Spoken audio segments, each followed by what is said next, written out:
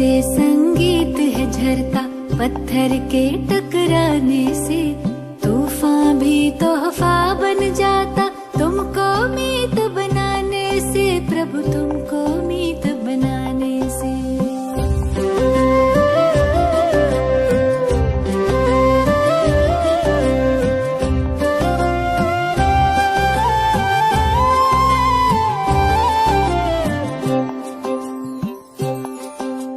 सागर रास्ता दे देता, पर्वत भी झुक जाता है।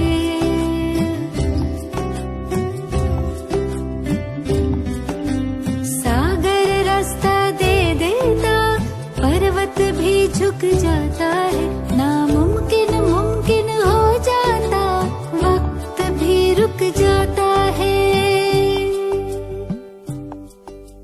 हम जाने या तुम जानो, हम जाने या तुम जानो, क्या मिलता प्रीत लगाने से। तूफान भी तोहफा बन जाता, तुमको मीत बनाने से, प्रभु को मीत बनाने से।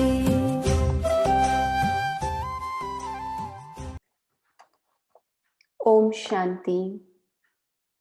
आज 22 जनवरी 2021 की वाणी। बाबा के महावाक्य। मीठे बच्चे, तुम बाप के पास आए हो रिफ्रेश होने। बाप और वर्षे को याद करो तो सदा रिफ्रेश रहेंगे। प्रश्न, समझदार बच्चों की मुख्य निशानी क्या होगी? उत्तर, जो समझदार हैं उन्हें अपार खुशी होगी। अगर खुशी नहीं तो बुद्धू हैं।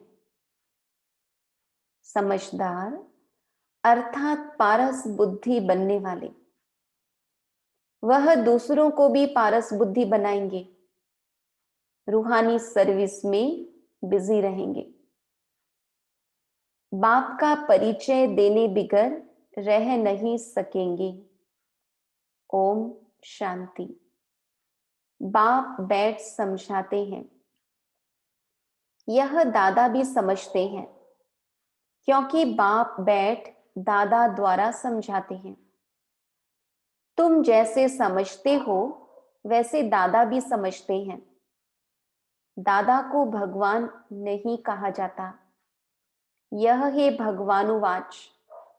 बाप मुख्य क्या समझाते हैं कि देही अभिमानी बनो। यह क्यों कहते हैं?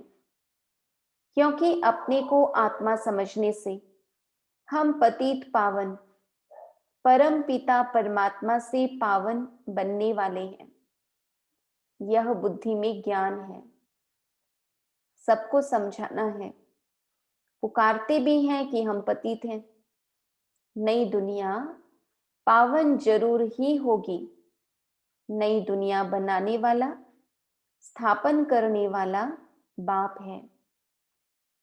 उनको ही पतित पावन बाबा कह बुलाते हैं। पतित पावन साथ में उनको बाप कहते हैं। बाप को आत्माएं बुलाती हैं, शरीर नहीं बुलाएगा। हमारी आत्मा का बाप पारलौकिक है, वही पतित पावन है।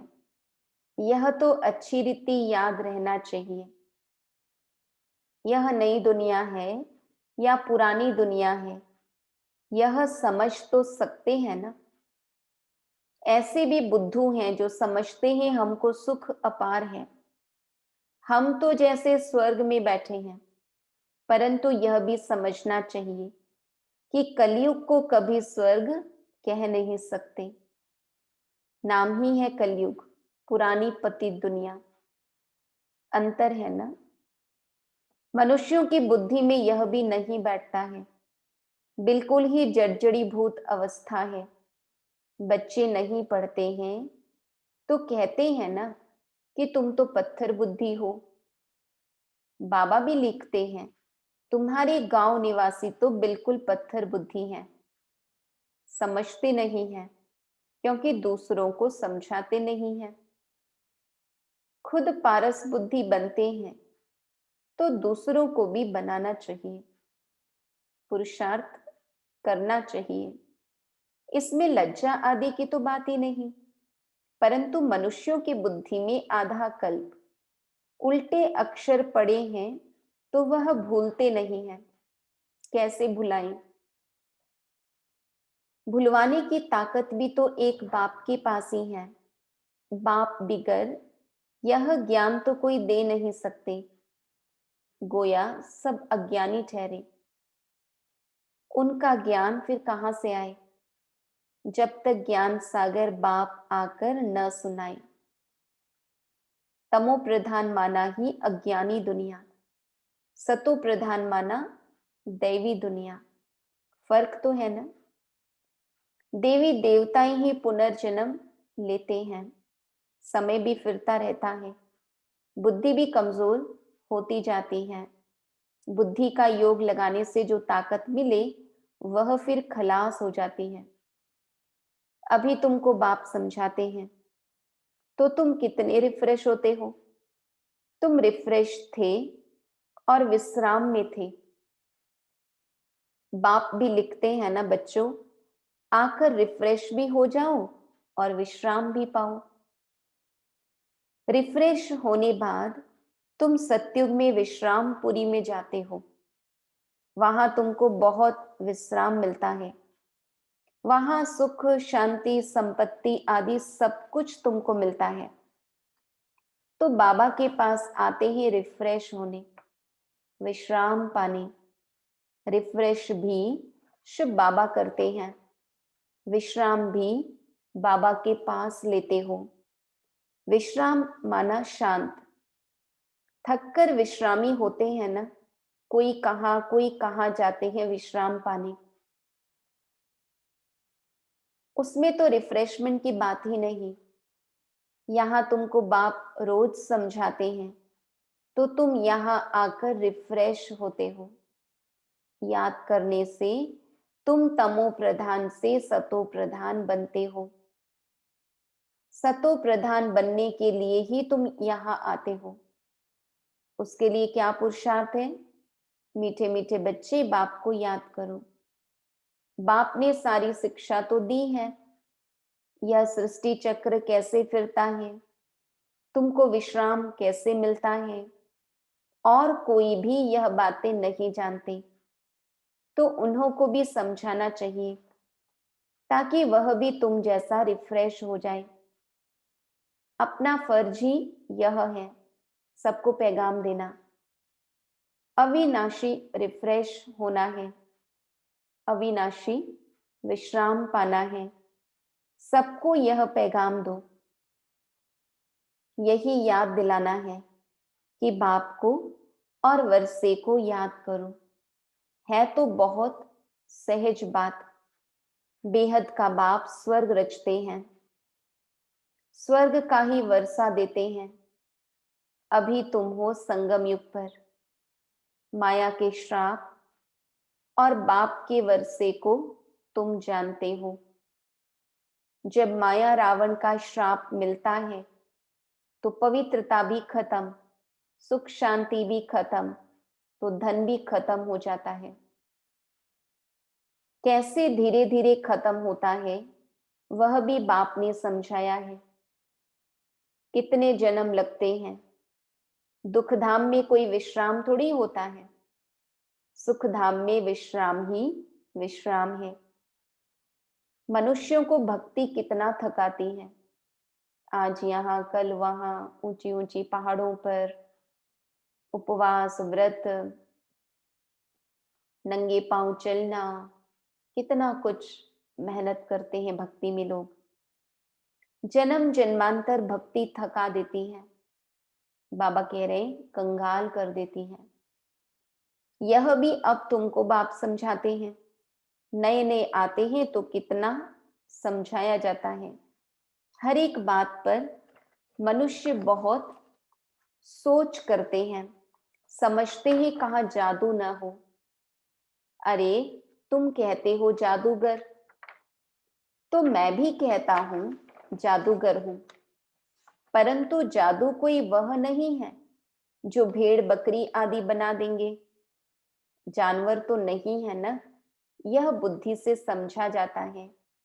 गायन भी है सूर मंडल के साज से, इस समय मनुष्य जैसे रीढ़ मिसल है।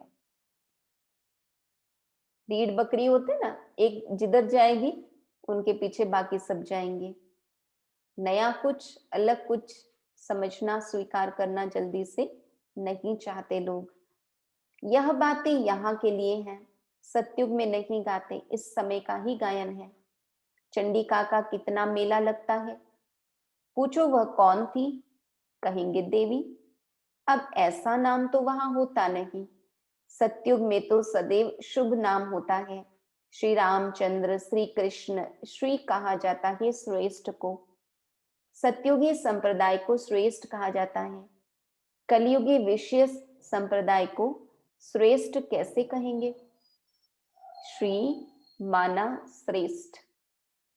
अभी के मनुष्य तो श्रेष्ठ है नहीं, गायन भी है।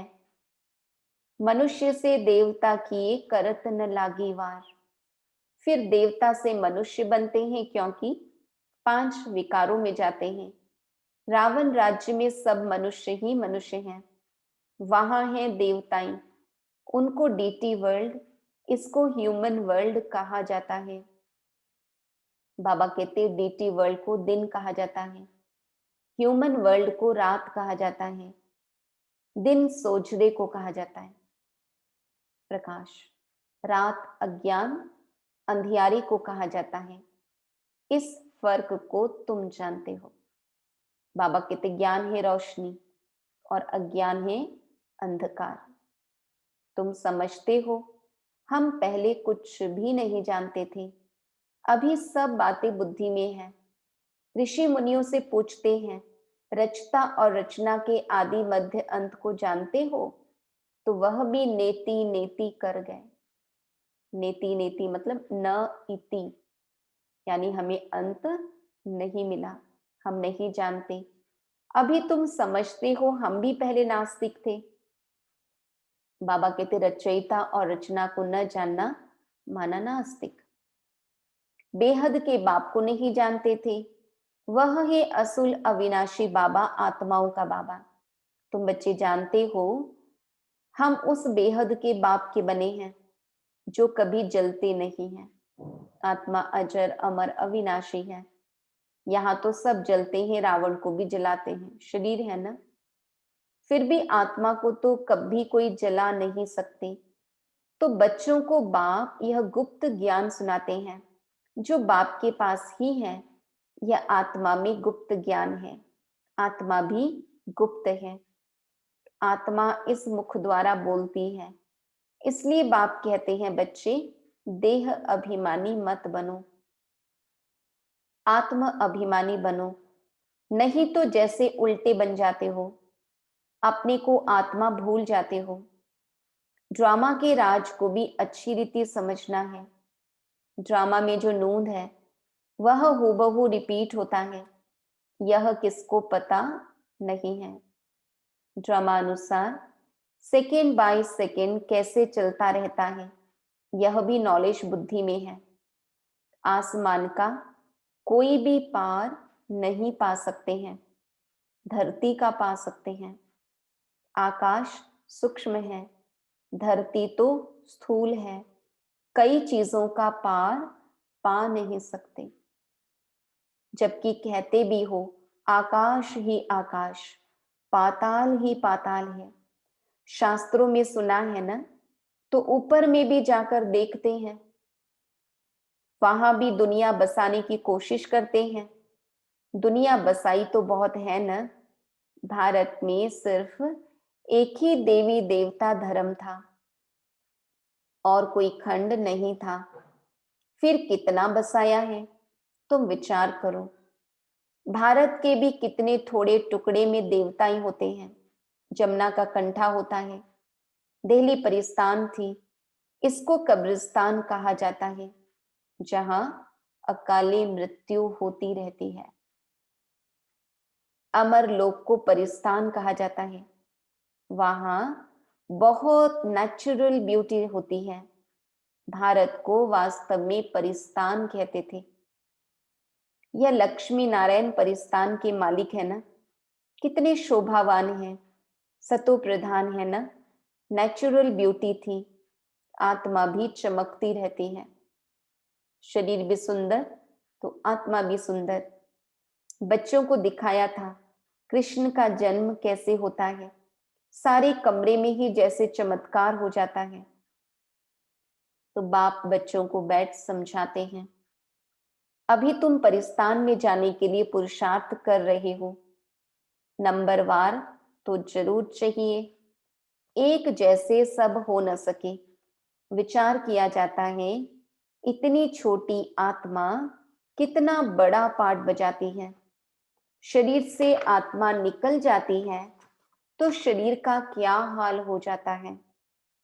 सारी दुनिया के एक्टर्स वही पार्ट बजाते हैं जो अनादि बना हुआ है। यह सृष्टि भी अनादि है, उसमें हर एक का पार्ट भी अनादि है। उनको तुम वंडरफुल तब कहते हो जबकि जानते हो यह सृष्टि रूपी झाड़ है। बाप कितना अच्छी रीति समझाते हैं। ड्रामा में फिर भी जिसके लिए जितना समय है उतना समझने में समय लेते हैं। बुद्धि में फर्क है ना, आत्मा मन बुद्धि सहित है तो कितना फर्क रहता है। बच्चों को मालूम पड़ता है हमको स्कॉलरशिप लेने की है तो दिल अंदर खुशी होती है ना। यहां भी अंदर आने से ही एम ऑब्जेक्ट सामने देखने में आती है तो जरूर खुशी होगी ना। अभी तुम जानते हो यह बनने के लिए यहां पढ़ने आए हैं, नहीं तो कभी कोई आ न सके। यह है एम ऑब्जेक्ट। ऐसा कोई स्कूल कहाँ भी नहीं होगा जहां दूसरे जन्म की एम ऑब्जेक्ट को देख सके। तुम देख रहे हो यह स्वर्ग के मालिक हैं, हम ही यह बनने वाले हैं। हम अभी संगम युग पर हैं, न उस राजाई के हैं न इस राजाई के हैं, हम बीच में हैं, जा रहे हैं कि भैया बाप भी है निराकार, बोट यानी आत्मा भी है निराकार। नैया है आत्मा और खिबैया है शिव बाबा। बोट को खींचकर परम धाम में ले जाते हैं। इनकॉर्पोरियल बाप इनकॉर्पोरियल बच्चों को ले जाते हैं, यानी निराकारी बाप निराकारी आत्माओं को ले जाते हैं। बाप ही बच्चों को साथ में ले जाएंगे। यह चक्र पूरा होता है, फिर हूबहू रिपीट करना है। एक शरीर छोड़ दूसरा लेंगे, छोटा बनकर फिर बड़ा बनेंगे। जैसे आम की गुठली को जमीन में डाल देते हैं तो उनसे फिर आम निकल आएंगे, वह है हद का झाड़। यह मनुष्य सृष्टि रूपी झाड़ है, इनको वैरायटी झाड़ कहा जाता है। सतयुग से लेकर कलयुग तक सब पाठ बजाते रहते हैं। अविनाशी आत्मा 84 के चक्र का पाठ बजाती है। लक्ष्मी नारायण थे जो अब नहीं है, चक्र लगाए अब फिर यह बनते हैं। कहेंगे पहले यह लक्ष्मी नारायण थे, फिर उन्हों का यह है लास्ट जन्म ब्रह्मा सरस्वती। अभी सबको वापस जरूर जाना है। स्वर्ग में तो इतने आदमी थे नहीं, न इस्लामी न बौद्धि, कोई भी धर्म वाले एक्टर्स नहीं थे सिवाय देवी देवताओं के। बाबा कहते यह समझ भी कोई में नहीं है। समझदार को टाइटल मिलना चाहिए ना, जितना जो पढ़ता है नंबरवार पुरुषार्थ से पद पाता है। तो तुम बच्चों को यहां आने से ही यह एम ऑब्जेक्ट देख खुशी होनी चाहिए। खुशी का तो पारावार नहीं, पाठशाला व स्कूल हो तो ऐसा। है कितना गुप्त, परंतु जबरदस्त पाठशाला है। जितनी बड़ी पढ़ाई उतना बड़ा कॉलेज, और पढ़ाने वाला भी ऊंचे ते ऊंचा, और पद भी मिलेगा ऊंचे ते ऊंचा। बाबा कहते वहां सब फैसिलिटीज मिलती है, आत्मा को पढ़ना है, फिर चाहे सोने के तख्त पर चाहे लकड़ी के तख्त पर चढ़े। बच्चों को कितनी खुशी होनी चाहिए, क्योंकि शिव भगवानुवाच है ना, पहले नंबर में है यह विश्व का प्रिंस।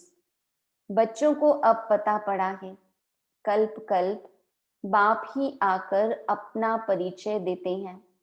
मैं इनमें प्रवेश कर तुम बच्चों को पढ़ा रहा हूं। देवताओं में यह ज्ञान थोड़ी होगा, ज्ञान से देवता बन गए, फिर पढ़ाई की दरकार नहीं। इसमें बड़ी विशाल बुद्धि चाहिए समझने की। अच्छा, मीठे मीठे सिक्की लधे बच्चों प्रति माता पिता बाप दादा का याद प्यार और गुड मॉर्निंग। रूहानी बाप की रूहानी बच्चों को नमस्ते। हम रूहानी बच्चों की रूहानी बाप दादा को याद प्यार, गुड मॉर्निंग, नमस्ते नमस्ते नमस्ते। धारणा के लिए मुख्य सार, इस पतित दुनिया का बुद्धि से संन्यास कर पुरानी देह और देह के संबंधियों को भूल अपनी बुद्धि बाप और स्वर्ग तरफ लगानी है। अविनाशी विश्राम का अनुभव करने के लिए बाप और वर्षे की स्मृति में रहना है। सबको बाप का पैगाम दे रिफ्रेश करना है।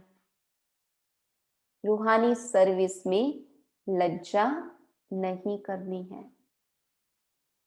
वरदान, सदा बाप के सम्मुख रहे, खुशी का अनुभव करने वाले अथक और आलस्य रहित भव। सदा बाप के सम्मुख रहे, खुशी का अनुभव करने वाले अथक और आलस्य रहित भव। कोई भी प्रकार के संस्कार या स्वभाव को परिवर्तन करने में दिल शिकस्त होना या अलबेलापन आना भी थकना है, इससे अथक बनो। अथक का अर्थ है जिसमें आलस्य न हो। जो बच्चे ऐसे आलस्य रहित हैं, वे सदा बाप के सम्मुख रहते और खुशी का अनुभव करते हैं। उनके मन में कभी दुख की लहर नहीं आ सकती, इसलिए सदा सम्मुख रहो और खुशी का अनुभव करो। श्लोगन, सिद्धि स्वरूप बनने के लिए हर संकल्प में पुण्य और बोल में दुआएं जमा करते चलो। सिद्धि स्वरूप बनने के लिए हर संकल्प में पुण्य और बोल में दुआएं जमा करते चलो। अगर हमारे संकल्प भी इतने श्रेष्ठ और हर एक बोल दुआएं जमा करने वाली होंगी, तो हमारी हर बात सिद्ध हो जाएगी, हर बात में हमें सफलता प्राप्त होगा। ओम शांति।